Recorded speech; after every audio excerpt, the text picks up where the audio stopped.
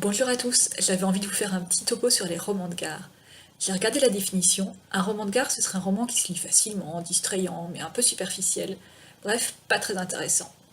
Pourtant, je vais vous dire, c'est grâce aux romans distribués dans les gares que j'ai découvert beaucoup de titres. Bon, j'avoue, je suis un petit peu une droguée de la lecture.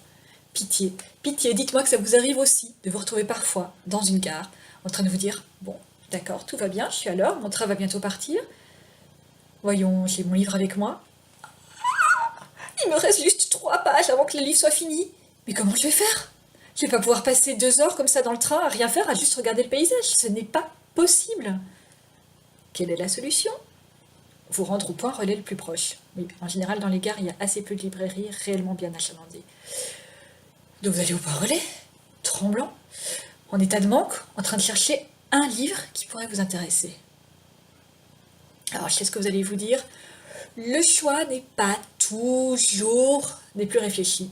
C'est en général les titres les plus connus, les plus vendus, que vous allez retrouver là-bas. C'est vrai, je suis d'accord avec vous. Mais il peut y avoir aussi des choses beaucoup plus intéressantes. Par exemple, c'est dans un point relais dans une gare que j'ai lu pour la première fois Jane Austen. C'était il y a quelques années. J'avais 19 ans et j'avais vu le film avec Gwyneth Paltrow, Emma. J'ai eu envie de lire le livre, qui, comme par hasard, était disponible au relais H de ma gare. Je prenais souvent le train à l'époque. Quelques années plus tard, c'est aussi dans une gare que j'ai découvert Harry Potter. Oui, je sais, j'ai honte.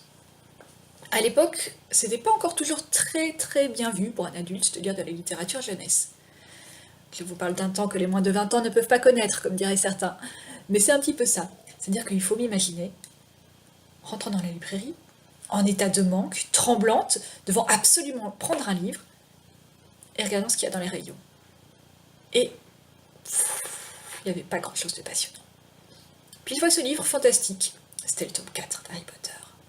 Et je me dis, ouais, c'est possible, ça a l'air pas trop mal. Enfin bon, j'ai pas tout à fait l'âge de lire un livre folio jeunesse, quoi, c'est pas pour moi. C'est pas grave, je vais faire semblant de rien. C'est pour le livre d'Harry Potter, là. C'est pas pour moi, c'est pour ma jeune sœur, évidemment. Je ne lis pas ce genre de livre moi-même. Il est vrai que j'aurais pu me passer de ce déguisement. En vrai, je l'ai pas mis, je vous rassure. Surtout que quelques jours plus tard, je me rendais dans ma librairie préférée et j'y acquérais les tomes 1, 2 et 3, que je me suis empressée de lire avec beaucoup de plaisir, ainsi que tous les autres. J'ai aussi acheté, quelques jours plus tard, la trilogie de Pullman, qui était aussi en folio jeunesse à l'époque. Donc littérature jeunesse, littérature pour adultes. À ce moment-là, je ne m'intéressais plus du tout à ce clivage-là. Et ça, c'est grâce à une gare. Alors, c'est vrai qu'en librairie, dans une gare, est-ce que ça s'appelle vraiment une librairie? Ça vend des livres, mais le choix est limité. On va pas jouer sur les mots. On trouve aussi des livres nettement moins intéressants. La liste des meilleurs vendus. Je suis à peu près sûre qu'on doit notamment y trouver les 50 nuances de Grey et autres livres du Maccabi, qui ne sont peut-être pas tout à fait de la littérature, mais qui vont tout à fait dans le roman de gare par contre. Ceux-là, je les ai jamais achetés en librairie, même déguisés. J'ai fait comme tout le monde, je les ai lus dans ma liseuse. Et j'ai pas trouvé ça terrible. Mais chut, on dira rien, ça plaît à beaucoup de gens, et après tout, le principal c'est de se faire plaisir, n'est-ce pas? Tout ça pour dire que le roman de gare, ça peut être très bien, en fait.